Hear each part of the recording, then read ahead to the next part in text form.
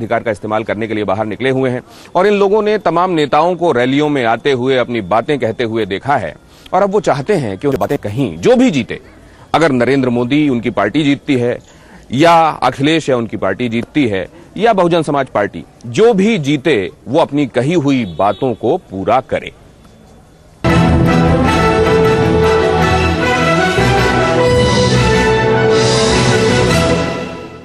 मैं ये कहना चाहूंगा 2014 का लोकसभा इलेक्शन में उनको यहाँ से 80 में से 72 सीटें हम उत्तर प्रदेश वासियों ने उनके ऊपर भरोसा करके उनको दी हैं। हम उनसे ये चाहते हैं कि वो हम लोगों के लिए अच्छा काम करें और उन्होंने कहा था कि हर वर्ष 2 करोड़ नौकरियां हम देंगे, वो युवाओं को 2 करोड़ नौकरियां देंगे। 3.25 साल हो गया है मोदी जी ने नौकरियां नहीं दी हैं और अभी उत्तर प्रदेश के इलेक्शन में आप वादा कर रहे हैं कि 1 करोड़ नौकरियां प्रतिवर्ष देंगे, तो इसको मैं कहां तक सही मानूं? मोदी जी इतना बता दीजिएगा मुझे बस।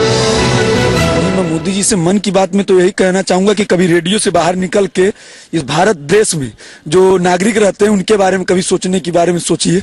और ज्यादा मोदी जी सिर्फ अंबानी और अडानी परिवार को ही ध्यान में रख रहे हैं।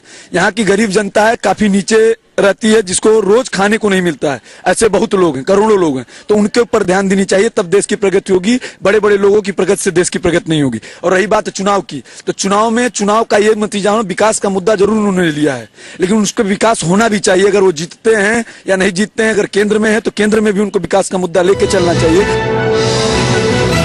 मोदी जी के मन की बात हम कहना चाहेंगे कि योगी को लाए, प्रदेश बचाए। बीजेपी को एक चेहरा दे तो परिवर्तन चाहिए। प्रदेश में दम नहीं है अखिलेश में, बस एक चेहरा चाहिए। भाजपा को यहाँ पे चुनाव जीतेगी और बहुमत से आएगी सरकार। देखिए, मैं मोदी जी से इतना कहना चाहूँगा कि प्रदेश का विकास हो, युवाओं के लिए रोजगार वो लाएं यहाँ पे यूपी में, जो कि काफ़ी कम है बस। और छात्राओं के लिए कुछ करें, किसानों के लिए हमारे कुछ करें, ताकि तभी हमारे उत्तर प्रदेश का विकास हो और ज़्यादा आगे। जैसे ये कहना चाहता हूँ कि आपके जो विधायक हों उनको ये बात ध्यान में रखनी चाहिए कि जो इस बार इलेक्शन हो उसमें मुद्दा होना चाहिए ह्यूमन एम्पावरमेंट का, महिला सशक्तिकरण का। और जो कि चुनाव होना चाहिए वो धर्म और जात से ऊपर उठ के उन लोगों को सोचना चाहिए। धर्म और जात की राजनीति नहीं करनी चाहिए। उनको, जो उनके विधायक हैं, उनको और सांसदों को समझाना चाहिए कि वो लोग दूसरों के ऊपर ये आरोप ना लगाएं कि आप राष्ट्रवादी हैं कि नहीं। जैसे कि पहले वो योगी आदित्यनाथ कहे थे, साध्वी प्राची कही थी। उन लोगों को नेशनलिज्म वाला मुद्दा छोड़ देना चाहिए। उनको विकास की बात करनी चाहिए, जो अच्छे दिन उन्होंने लाने के वादे किए थे उसकी बात करनी चाहिए, महिला सशक्तिकरण की बात करनी चाहिए। मोदी जी से मैं यही कहना चाहूंगी कि मोदी जी जो है वो जातिवाद पूरी तरह से खत्म कर दें और जो आरक्षण है वो भी मैं चाहूंगी कि खत्म कर दें। और मुझे उम्मीद है कि निश्चित ही विकास होगा और उसका हमारे इलेक्शन में अच्छा प्रभाव पड़ेगा, ऐसे मुझे लगता है।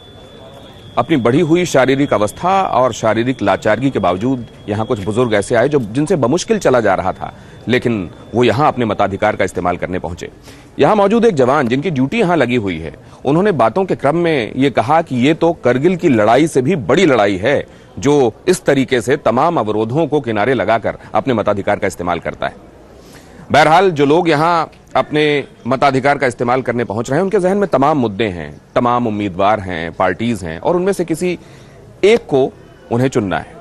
ये मुद्दे जो उनके जीवन से जुड़े हुए हैं, वो शिक्षा है, स्वास्थ्य है, रोजगार है, ये तमाम मुद्दे उनके जहन में हैं। अब top of the mind recall क्या है और आखिरकार किसके बेसिस पर वो चुनाव में अपने मत का इस्तेमाल करते हैं, ये तो वो ही जाने। लेकिन इस बार जो आपके संदेश हमें मिले हैं उनमें शिक्षा को लेकर चिंता एक बड़ा मुद्दा है। बहुत सारे लोगों ने यह कहा है कि कई लोग हैं जो बढ़ी हुई फीसेस के बावजूद अपने लिए गुणवत्तापूर्ण शिक्षा अफोर्ड कर सकते हैं, लेकिन उनका क्या, जो मेधावी हैं लेकिन उसके बावजूद उन्हें क्वालिटी एजुकेशन नहीं मिल पा रहा क्योंकि वो उतने पैसे खर्च नहीं कर पा रहे। मैं अभी वोट देकर आता हूं, कुछ ही देर में यहां एक निशान होगा जो एक गौरव का और फक्र का निशान है।